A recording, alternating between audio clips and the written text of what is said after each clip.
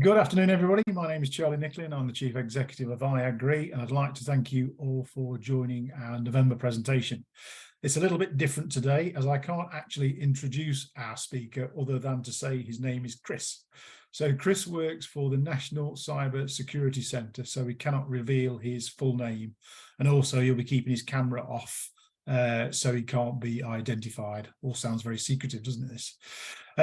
As a bit of background, the National Cyber Security Centre has a range of bite-sized resources available to help you implement some key controls that will better protect your organisation from cyber attacks.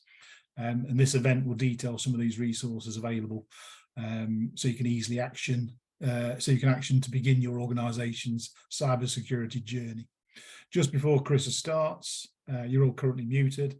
If you'd like to ask questions, then please use the chat at the bottom of the screen, and then at the end of the presentation, we can unmute you so you can ask in person. Okay, over to you, Chris. Thank you, Charlie. Good afternoon. Big thank you to yourselves for inviting me along to speak about the National Cybersecurity Centre and cybersecurity.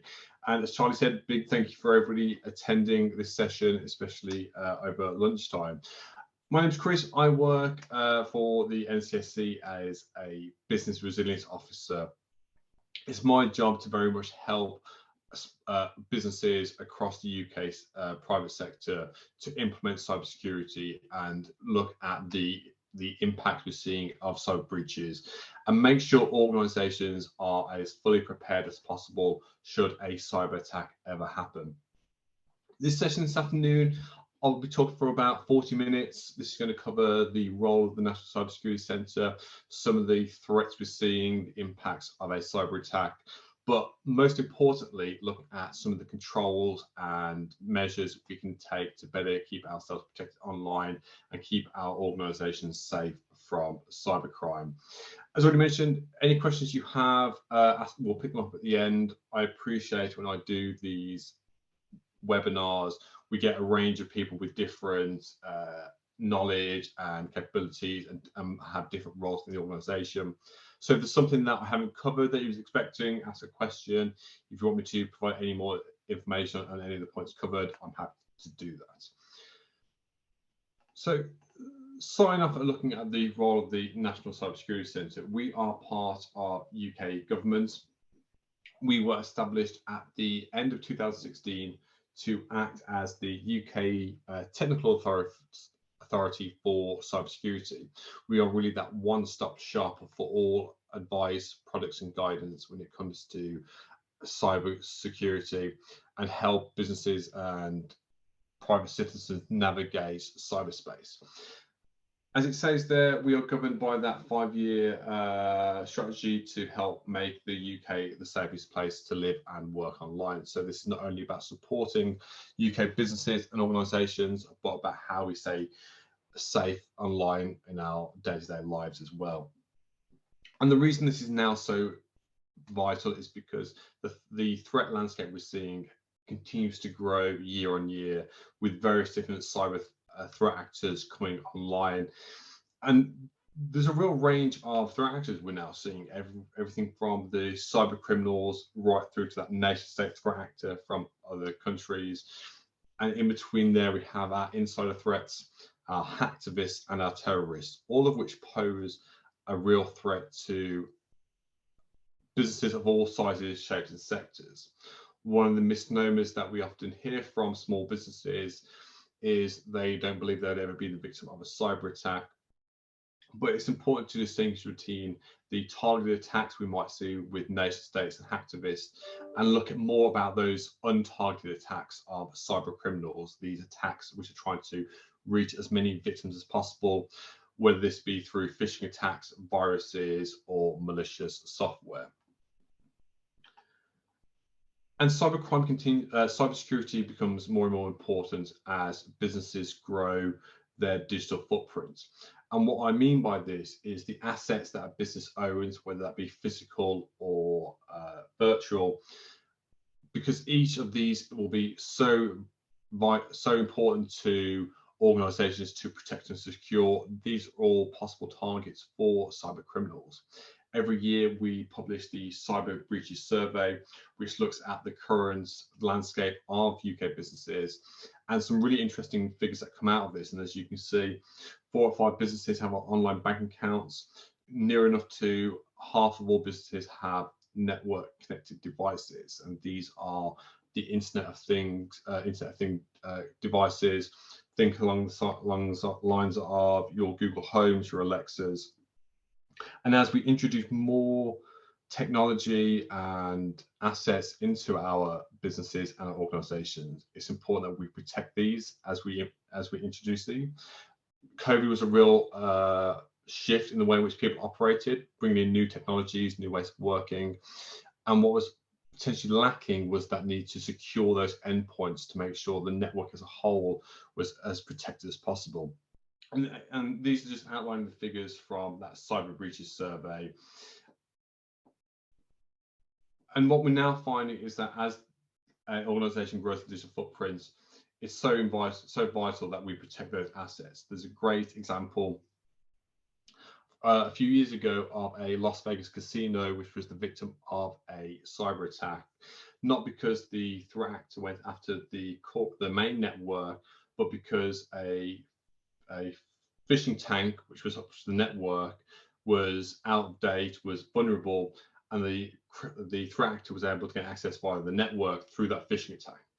And it sounds trivial, but the more devices and technology we introduce, it's important that we protect these as best as possible, which is why for all organizations, I highly recommend a good form of asset management, making sure you have a log of all your assets, both tangible and digital.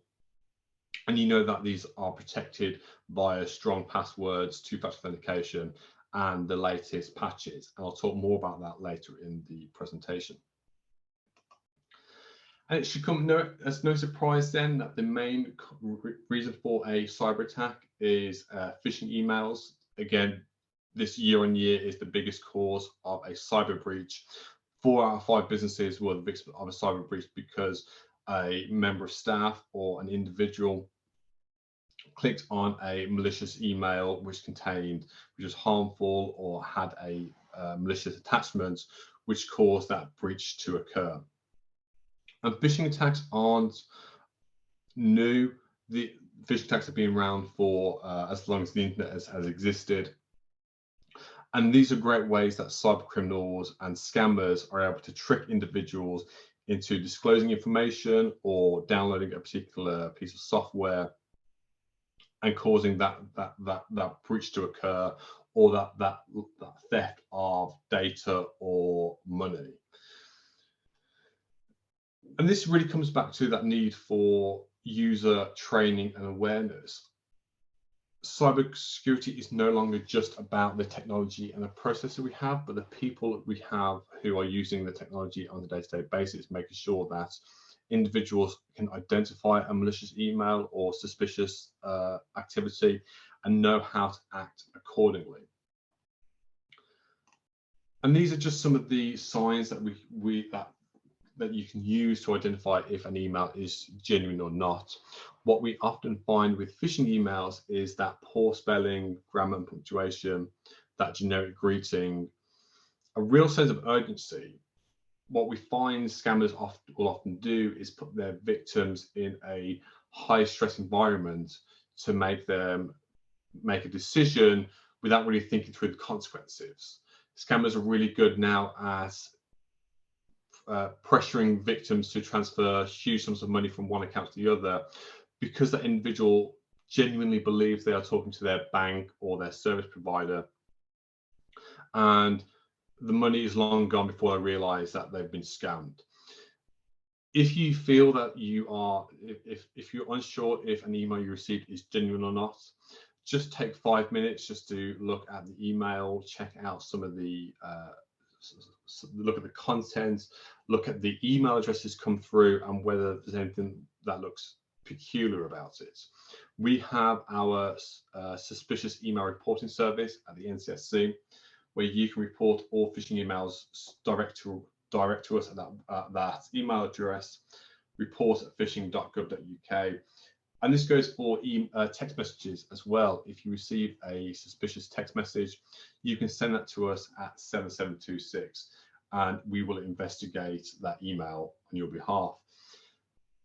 This service now has been live for around just over coming up to 2 years now. And in that time, we've received more than 15 million reported scams.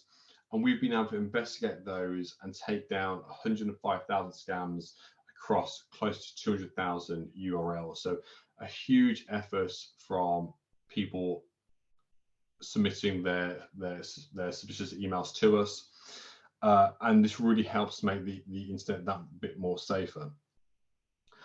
I won't mention it in this presentation, but we do have some really good advice and guidance on phishing attacks and how you can defend your organization using a layered approach to your organization, your business, making sure that phishing emails are filtered out before they make it down to your member of staff or the end user, and really providing a strong layer of security. But again, I just want to emphasize the size of the phishing email.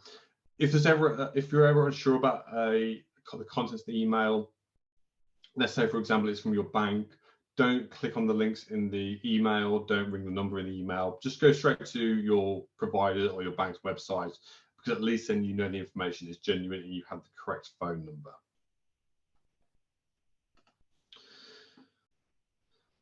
The biggest threat we're seeing then in cyber crime remains to be ransomware.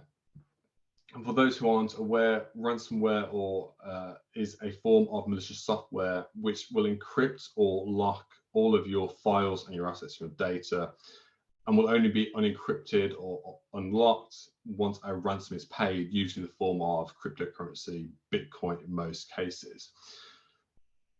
The most prevalent ransomware case that many of us will probably be aware of is the 2017 WannaCry attack on the NHS. This is where a lot of the NHS services were disrupted and taken down because they were affected with ransomware. Its ability to spread very quickly throughout the network and throughout the internet is very prevalent. And what we're seeing now is that because of how damaging ransomware can be, its impact on critical national infrastructure would be as potentially harmful as state-sponsored espionage. There are some really great ways to prevent ransomware from spreading your network. I'll talk about some of those further in the presentation, but it's important to understand the consequences that come from ransomware and that inability to access your files and your systems. We'll talk about the need for good backups in the case that your system goes down, you can't access those files. Make sure you have good backups in place to fully restore from. These are some of the impacts we're seeing there of cybercrime and cyber breaches to an organization and to individuals. It is really that inability to operate as normal and that disruption to your functions and your access to critical data. As it says there, it is really that loss of access to your network, potentially your online services taken down. The damage to software systems as well can be quite huge if you're unable to restore that particular device or that piece of service. There's a cost really associated with replacing that piece of technology. Money stolen will always be a big one. Cybercrime doesn't have to be viruses or malicious software. It can really be that fraud that's taken place where money has been transferred to a criminal organization in the belief that you're engaging with a genuine entity. And as we see there's that real loss of access to third-party services and potential damage to physical devices or equipment.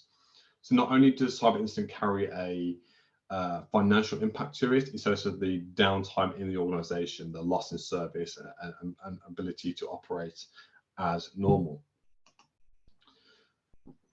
These are the figures from the 2021 cyber breaches survey. What the survey identified was that 4 out of 10 businesses had been the victims of a cyber attack, and on average is costing organizations just shy of £8,500 annually to respond and recover from that cyber attack. And what this demonstrates is that cyber attacks aren't just impacting large enterprises. Cyber criminals are going after small organizations across different sectors because they're seen as soft targets. If we have a lot of micro and small organizations who don't have the correct controls in place to prevent cyber attacks from happening. So cyber criminals are seeing these as easy targets. What we're seeing is that where small and micro organizations are the victims of a cyber attack, and there is that impact cost associated to the breach, a lot of businesses can't fully recover and eventually end up going under, which is a real shame. A lot of organizations don't have the correct controls or processes in place to respond from a cyber attack, which ultimately means the business has to close, which is a real shame we're finding. So a huge problem to a lot of UK businesses. It does happen, it will happen. It's important that we stay ahead of the curve when it comes to our online activity. And we can break that financial impact down into these 4 categories. This was published by Ipsos Mori, which broke it down into the short-term and direct costs. As some of those I've already spoken about, that cyber ransom, that financial theft, and that staff response time. But what we need to also consider is the long-term and indirect costs that come from a cyber breach. It is the reputational damage, the supply chain attrition, and loss of new existing customers. It's very time-consuming to respond to a cyber attack. It can often take days, weeks, months, or even years to fully recover from. And what we're finding is that a lot of organizations never quite fully recover from the impacts of a cyber breach, especially some of the large enterprises where they find a loss in value long after the incident has happened and been recovered from. So some really big impacts we're seeing as a breach of cybercrime. That's not doom and gloom. That's really just looking at the impacts we're seeing and the most prevalent cyber attacks. What I want to do now is just spend the next 20 minutes talking about the controls we can take to keep ourselves secure online. Because I'm a firm believer that cybersecurity isn't hard. We all have a part to play. No longer is cybersecurity just the role of the IT team. It is really a responsibility we all play to make sure we keep ourselves safe and secure online, both at home and in our working lives. So at the NCSC, we have some great resources available to help businesses implement better behaviors and security controls. I'm just going to walk through some of these. All of these, all the products and all the guidance on our website are free of charge. There's no cost associated with accessing them. They can all be found on our website, which is ncsc.gov.uk, and I'll post a link to that afterwards. But I want to start off by talking about the Cyber Aware campaign, which is really those behaviors that we as individuals should all be implementing in our day-to-day lives. And what I really like about the campaign is that this is applicable not only to our professional lives, but our personal lives as well. So there's only one thing you take away from this session today. It's making sure you implement these 6 controls in your personal lives as well. And I'm just going to talk through each of these in turn and demonstrate why they're important in that wider context. Some of these we will all be familiar with. We all know the importance of having strong passwords and switching on updates and backing up. So I'll talk about those in the business context and our personal lives as well. The first one is having strong passwords for your email accounts. Now, the reason we say that you need to have a separate password for your email account is because your email account is the gateway to gain access to many of your other accounts. I just want you to think about the times when you may have tried to access a website or a particular account. You can't remember that password, so you do that reset password, you get a reset link sent to your email account, which then allows you to change your password. If a cyber criminal is able to get access to your email accounts, they will then most likely be able to reset the passwords for your many other accounts and access those as well. So really your email address, your email account is kind of that wider entry point to a lot of your other accounts. Make sure that your email account is safe and secure as possible using that strong separate password. For the reasons it outlines there, It's that ability to reset your account passwords and access information you have saved about yourself, your business. But what I advise is that you also have strong separate passwords for all your other accounts as well. So you're not reusing the same password for multiple accounts. It's definitely something I've been guilty of reusing the same password for multiple accounts.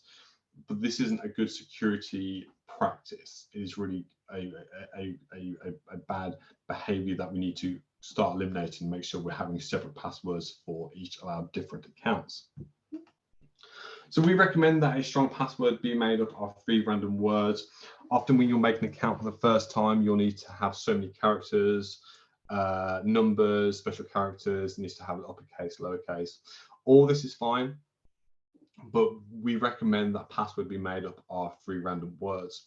And the reason for this is, one, it's easy to remember than a string of characters like the examples below.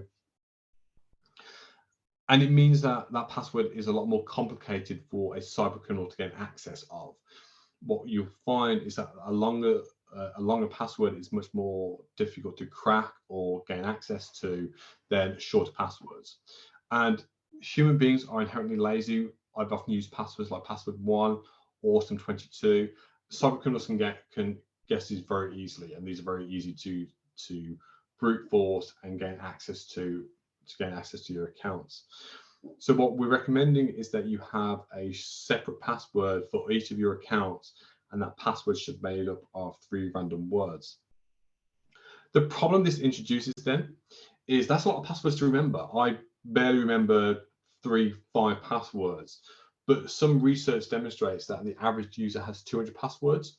I don't know about you, but I can't remember 200 different passwords for 200 different accounts. We recommend that individuals use a password browser to save our passwords, or a password manager. The benefit of using a password manager or setting your passwords in your browser is that you don't have to remember each of these passwords, and we can now have a separate password for each of our different accounts. And the reason why it's important that we have a separate password for each account or each online service is that it means if a password is breached, or a cybercriminal is able to get access to one of your passwords, that password can't be used to get access to your different accounts as well. So let's say, for example, you're using a particular password for one account. If that organization has a data breach and cybercriminals now have your password, that password will only be used for that account. They won't be able to log into your PayPal account, your Amazon account, your Netflix. And you're safe in knowledge that just because one password has been leaked, your other accounts are safe and secure as well. And it says there, it is safer than using weak passwords or using the same password in more than one place. So this is really about having good behaviors and practices in place. We're not necessarily looking at the controls at this point, but making sure that we have a good cyber posture and cyber culture within our home lives and working lives as well. And we can take that security to the next level as well by switching on 2-factor authentication for our accounts. Banks are really good at switching on 2FA by default. This is where you require that second level of authentication to gain access to that particular account. So for example, you log in with your password. To then gain access, you need to provide potentially a code sent by text message or a one-time passcode to be able to then log in. The reason 2-factor authentication is so important is that even if a cyber criminal is able to gain access to your username and password, they still won't be able to log on without that second level authentication, which only you will have. You will only have your phone or your ability to access that one-time passcode. And what we've now found is that a lot of the biggest cyber breaches we've seen recently could have been stopped or mitigated had 2-factor authentication been switched on to those accounts. It is really make sure that we are securing these accounts as best as possible. So if you're an IT administrator, or you're working in or you're responsible for your IT, make sure that you switch on 2-factor authentication where possible for your accounts. So the last two the controls of the cyberware campaign then is updating your devices. Make sure that we are patching our devices as soon as a new update is available. And it's very easy to ignore these. I've definitely been guilty of do this later, don't install just yet. But what these patches are doing are fixing the vulnerabilities in the software or the system to prevent cyber criminals leveraging that vulnerability to gain access to your systems or your accounts or your networks. And really it makes it a lot harder to hackers to gain access to your network or your business. One of the reasons why the WannaCry attack on the NHS was so successful was that a lot of the systems and services in the NHS were out of date, they were unpatched, which meant the vulnerabilities were there to be leveraged and utilized. And we find this in the agricultural sector as well, where business owners have legacy equipment, operational technology, which is difficult to patch or hard to get updates of. And this is where we get security flaws in the network, which need to be remedied through various actions. And I can talk about those at the end. And last but not least is make sure that we are backing up our data, because cyber attacks do happen. They will happen. We need to be in a position where, should a cyber attack occur, we haven't lost all of our information, our data. We know that we can restore and recover from those backups, and we can continue operations. A lot of businesses go under as the result of cybercrime because they lose all the data, they lose access to all the systems, and they can't get that information back. And if the backups aren't there, they can't resume trading. And this really relates back to what I was talking about at the beginning about the importance of asset management, knowing what information you have and being able to recover and restore that information should a cyber attack occur. Because if you don't know what information you have or know what information you're reliant on, you don't know what needs backing up, you don't know what to do should a cyber attack occur. So what the cyberware campaign is doing is really building that holistic model where we're building layers of security. We're protecting our accounts, we're switching on two-factor authentication, we're protecting our software by updating as soon as possible, and we're backing up our data to make sure that should the worst happen, we haven't lost it forever. That was a lot to go through. I appreciate that's a huge piece of information, a huge ask on a lot of organizations. One of the key pieces of the cyberware campaign is this self-assessment tool. This is really good at walking you through those behaviors and understanding what you need to do first within your organization. The self-assessment tool will ask you a series of questions, takes no more than 3 to 5 minutes to complete. And based on the answers provided, you will then get a bespoke cyber action plan, which will tell you what controls you need to implement first and how you need to do them. So if you're unsure about how to switch on two-factor authentication, the cyber action plan will point you to the guidance required to implement those. So a really good free resource to help you understand your cybersecurity posture. And if you don't know what you need to do first, if you're unsure about how you implement better cybersecurity in your business, great piece of great resource to take away and implement. So the cyberware, so the other piece of information and guidance I want to touch on then really build off the cyberware campaign. We have the small business guide aimed at organizations who maybe don't have that in-house IT support, or who have business owners who have to deal with the IT themselves, or potentially for those who outsource their IT to a managed service provider. But this is made up of 5 key actions, each of which has 5 tips in them to implement. And as you can see, this really builds on the information I've spoken about previously, that the importance of backing up your data, protecting your organization from malware, keeping smartphones and tablets safe. This was a really big one for COVID-19 when businesses were moving towards hybrid working. And we now had colleagues who were working off their personal devices, their personal laptops, potentially using internet connected devices. Make sure that we're keeping all these all this equipment and services as safe and secure as possible through backups, through patching. And the last two there, using passwords to protect our data, make sure that we are protecting our assets as easy as possible. Because cybersecurity isn't just about protecting the IT and our products, it's about making sure we have good data protection in place, and we're complying with key regulations such as GDPR, and how to avoid phishing attacks. 4 out of 5 cyber attacks occur because of phishing attacks. Some really great information in there as how to avoid, how to better protect your business from phishing attacks. We also have some really bespoke guidance as well. We worked with the National Farmers Union not too long ago to write and publish a cybersecurity for farmers guidance book. This is really good at setting out why cybersecurity is important, what steps need to be taken first and foremost, and how to implement these.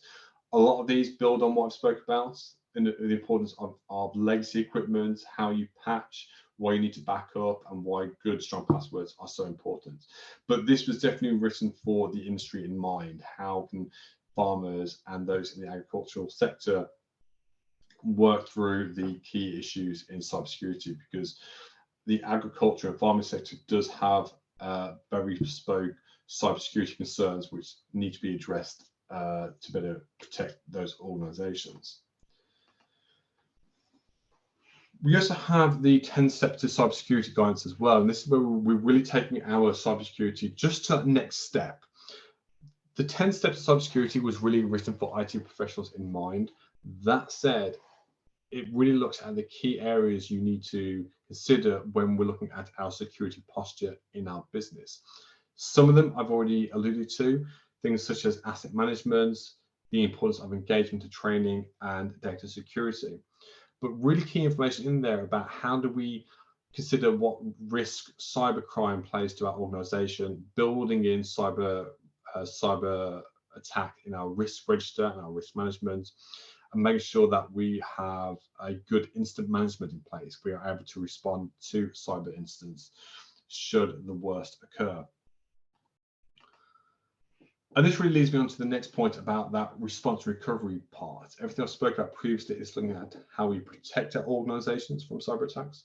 But even with the best security in the world, cyber attacks do and will happen, which is why alongside being protected, we also prepare for a cyber attack. And the response recovery guidance helps you walk through that process, starting off looking at how you prepare for an incident. How do you address what are your most critical assets and systems? How do you put risk on the register? How do you prioritize cybersecurity within your organization? And then looking at some really key information about how to identify if you are the victim of a cyber attack and how you resolve the instance. That third point there, some really key actionable points where if you have a virus or if you have ransomware on your device and your network, keep that in your back pocket because that will tell you what the steps you need to take to resolve that instance. And again, this is an iterative process where organizations are the victim of a cyber attack. They can really use that incident to learn what further additional resources, improvements need to be made in the organization. But you don't need to wait for a cyber attack to occur to understand how you would respond to a cyber breach. We have the Exercise in a Box Toolkit, which is a free-to-use service. This is a suite of tabletop exercises looking at the most common cyber breaches we're seeing, everything from ransomware, phishing attacks, denial of service. This allows you to look at those scenarios and understand how you would respond at each step in that process. The exercises are made up of a series of injects. As you walk through the exercise, you can have a discussion within your team or look at how you would respond to that particular instance. For me, this is a really good resource for not only testing our current business continuity planning, but understanding our current security posture as well. You can run this exercise as many times as you want, and this will allow you to keep making those improvements in your organization and understanding what you might do.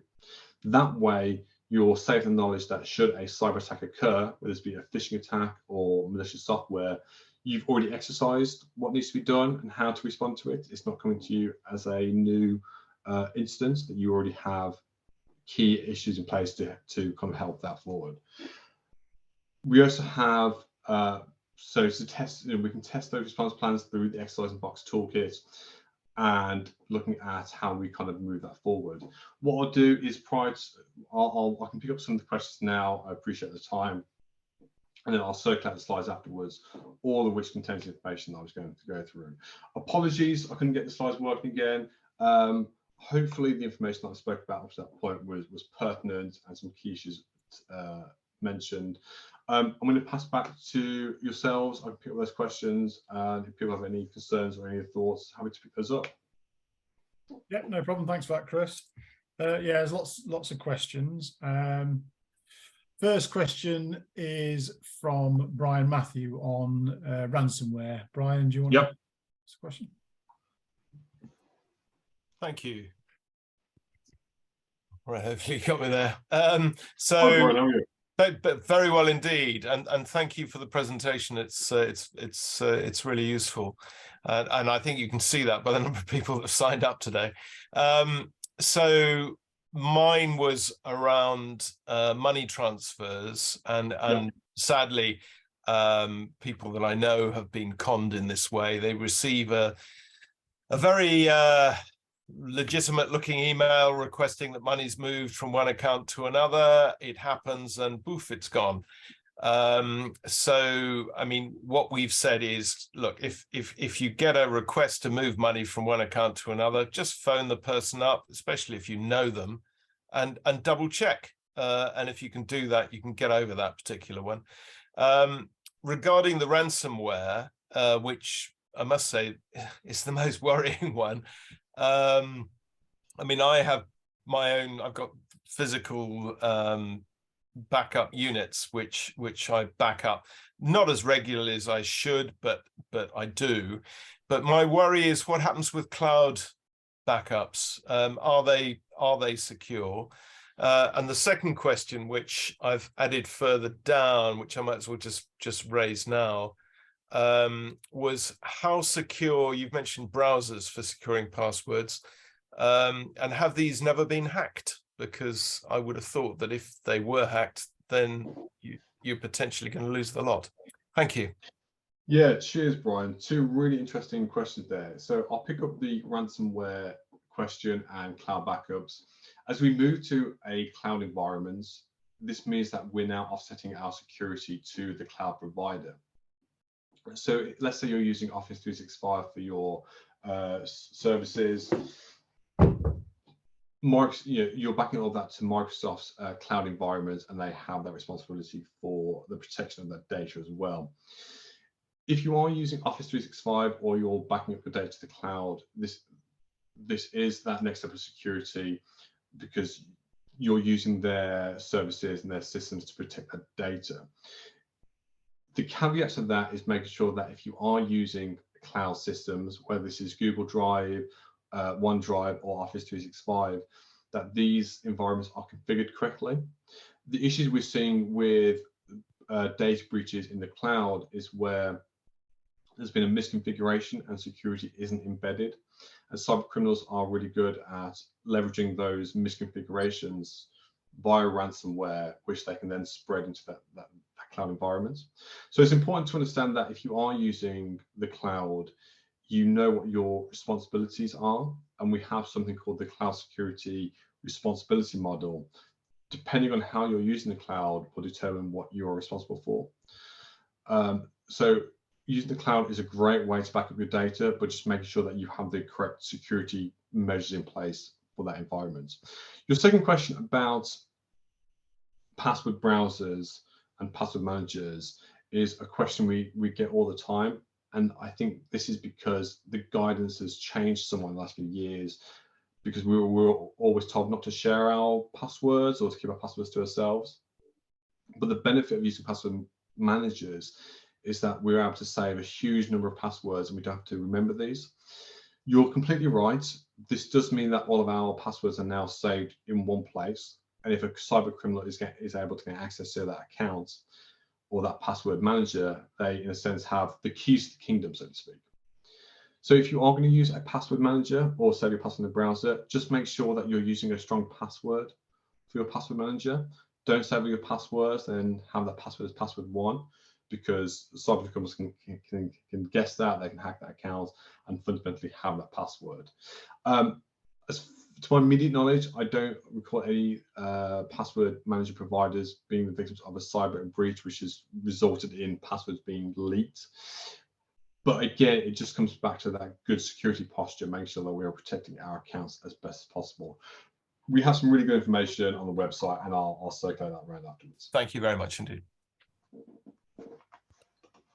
Okay, Sarah, you got a question?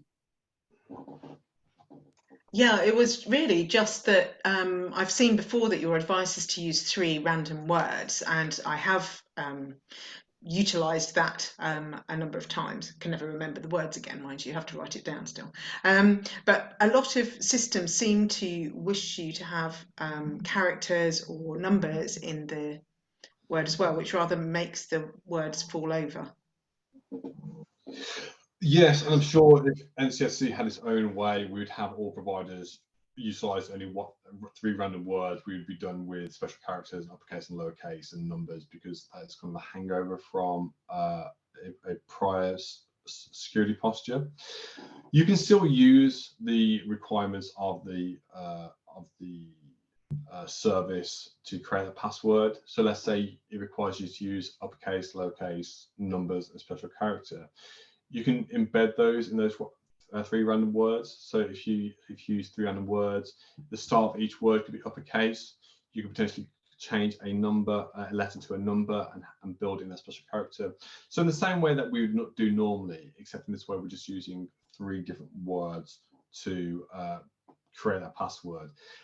It sounds awfully complicated. It is. I know I struggle when I'm creating 3 random word passwords. They include special characters, uppercase, lowercase.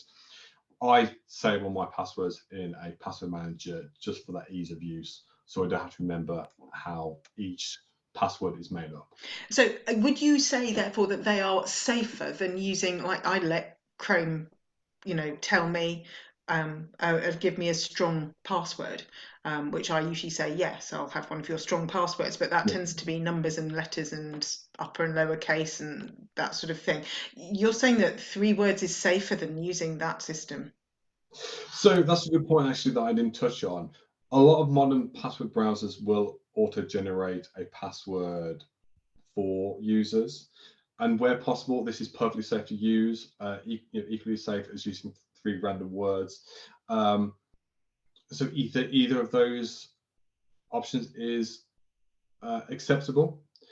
The reason we recommend 3 random words is really that start for 10. That if you find yourself in a position where you have to create a password yourselves, our first thought isn't to use password 1, Spring 92. It is really just is to utilize 3 random words first, and then save that into the password browser. But if your browser or your password manager offers you that auto-generate a password, that is fine to use. Lovely. Thank you very much for the clarification. Okay, thank you. Andrew, Heather, question about smartphones. I think you've touched on it, Chris, but smartphones often have financial apps, email apps. It seems to me, were I to lose that, it would be a proper nuisance. I have a password on the smartphone itself, but there must be quite a big risk built into modern telephones. Yeah, this was a real issue that was raised during COVID-19, and to be honest, remains an issue with hybrid working. We're now working at home, on trains, at our coffee shops, which is a great opportunity for devices to go missing or go awry. It's very easy to maybe leave your work phone on the train, or potentially leave your laptop in a bag as you're getting off the bus. These things happen. They're more common than we might think. And obviously, there's a risk there if a criminal entity, so to speak, found that device, then they can get us the information. Organisations which are using mobile phones as part of that work environment should have a mobile device management policy in place. So should that device go missing, or the device can't be located again, that you can remotely wipe that device of all of its information. That way you know that, well, if the device is gone, at least my information is still secure. And part of this as well is making sure that our phones are kept up to date as well. Because phones very quickly become out of date. If you look at some of the Apple phones where the previous operating software is no longer supported, this is where real issues come in. It really comes back to those key points. Make sure that we're keeping our device up to date, we're backing up. And if you are using phones as part of your day-to-day working practice, you have some form of policy which recognises the use of those devices. If you have individuals using their own personal devices, make sure you have a bring your own device policy. If any of that sounds confusing to anyone on the call, I can direct people to the correct advice on the website, because some really good information about how you implement these policies and how you protect mobile phones. But Andrew, a really good point. Hopefully that answers your question. Yes, thank you. And your comment on bring your own devices, it strikes me that there's a real opportunity for vulnerability through that if it's not managed well. Yeah, really difficult for business to manage if you have people working off different devices, Samsung phones, Chrome, Apple. Trying to manage those can be quite a challenge, but something like a BYD will help with that process. Okay, Henry, I think your question has been answered. Sorry, jumping down now to TR. I apologise, I don't know your name. You've got a couple of questions.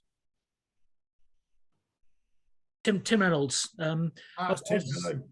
I think in many senses, Brian Matthew, his comments cover what my areas, but would you advise actually moving servers from in-house to hosted services to improve security? So with most things in cybersecurity, the answer is both yes and no. It really depends on what you're trying to achieve, really. A lot of organizations now are moving from a on-premise environment to a cloud environment.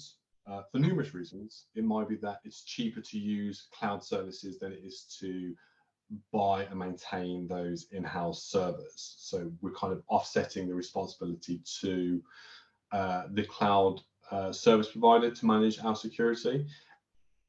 The cloud is a really fantastic environment to kind of build our business needs in a very bespoke way. We don't have to go out and buy separate devices or servers or pieces of equipment. The cloud can generate all of that for us in the virtual environments. And that way we're only paying for what we need.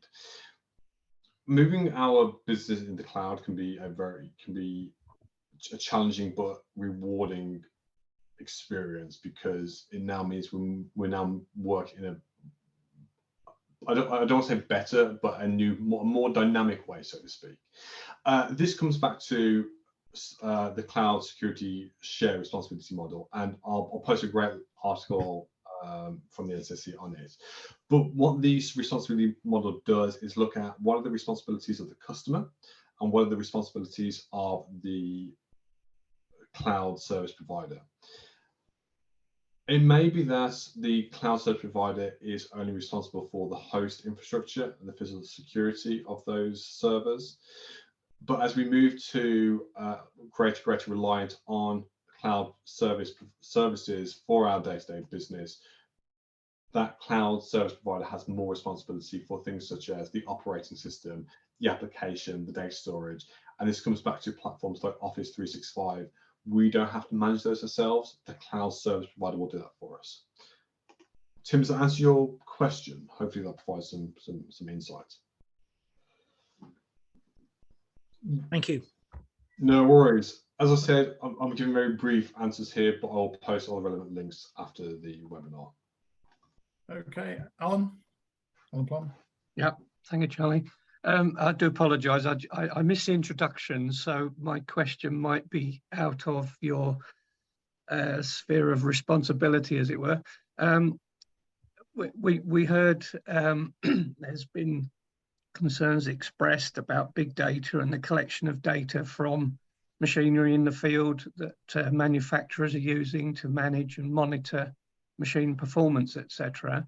Has there been any involvement with the security centre, with manufacturers, or on an international level, how to counter that? That's a great question, Alan, and I'm just reading your question that you put in the chat. The short answer is I don't know. So manufacturing, we have colleagues who lead and specialize in the manufacturing sector. What I can do is go take a question away, have a conversation with members of the centre, and get an answer back to you in written form when all the information goes out. Thank you.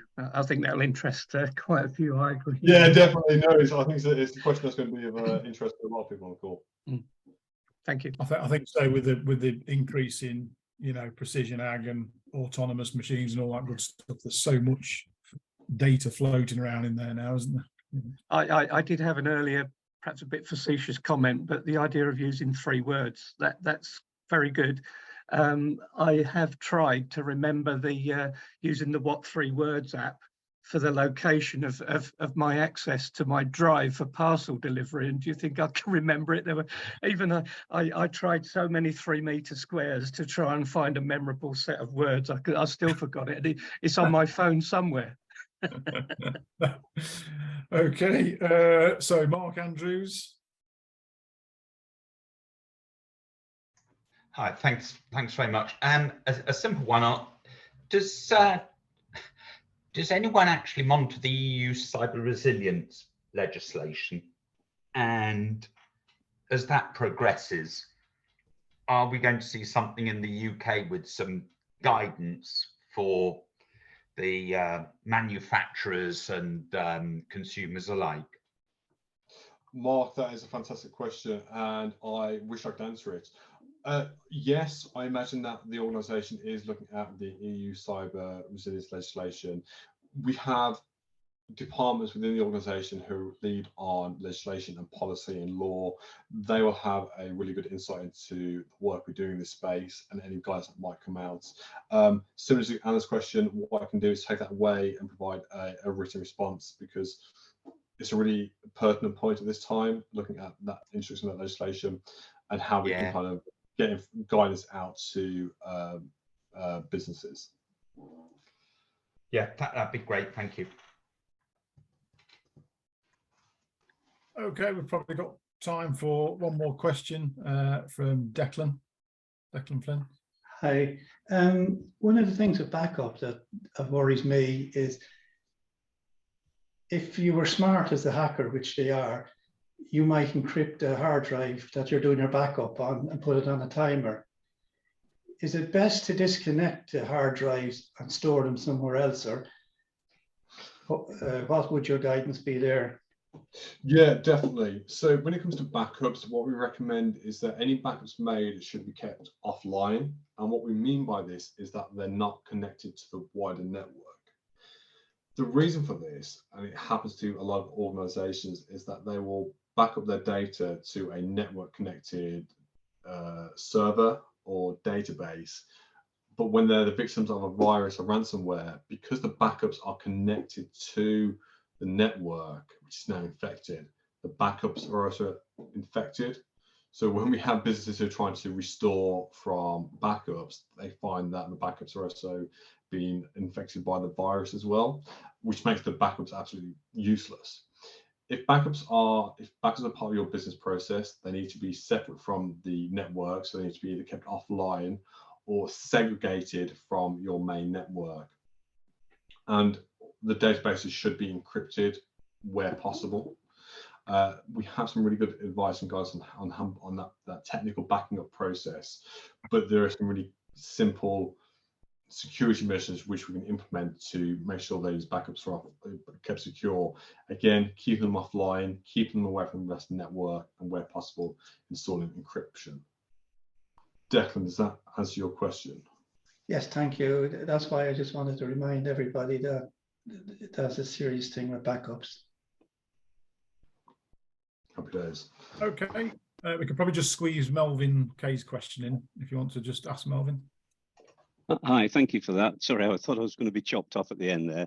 It's Nearly. just that I run my business from home, I have a home office, and I use Malwarebytes. for my security, but I get these emails which are rather unnerving, which tells me that they can see everything I can do and I'm doing, and the sites I'm on, which could be embarrassing. But you know, they say, well, pay up or we'll activate the software and so on. And it's rather unnerving, but according to Malwarebytes, I'm covered.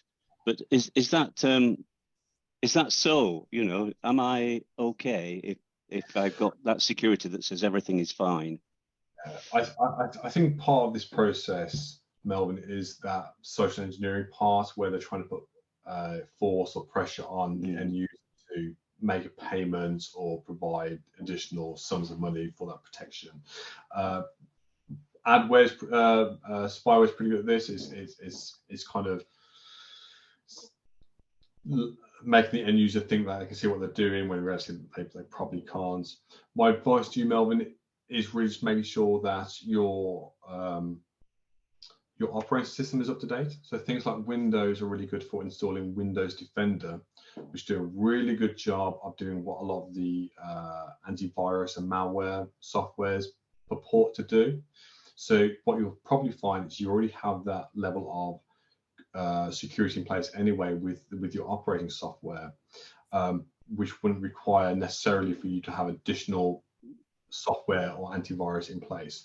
That may not be always the case, but a good start for 10 is that so long as your operating system is up to date, you're probably in safe hands. Thank you. Okay, well, we're just about on time, so I'll just draw it to a close. So thank you very much, Chris. Brilliant presentation, really interesting. I'm sure the questions could go on that, so it's very much appreciated your time doing that for us. I'm sure everybody found it really interesting. So I'd like to thank you all for joining us today, and hope you will join us for our next lecture on the 13th of December, where we'll be joined by Ray King from the Small Robot Company, who's going to talk about some of their latest projects. So all that's left to say is thanks again for everybody joining, and see you next time. Thank you. Bye-bye.